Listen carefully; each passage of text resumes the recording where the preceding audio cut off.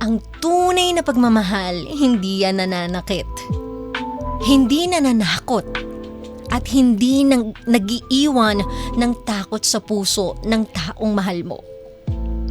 Sabi nga, love never cause any pain. 'Di ba?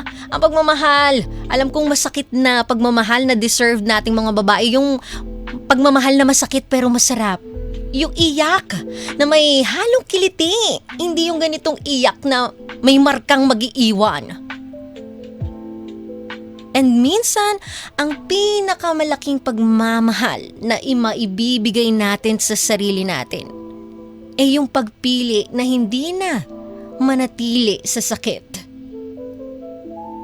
And the real love doesn't control, threaten, or hurt.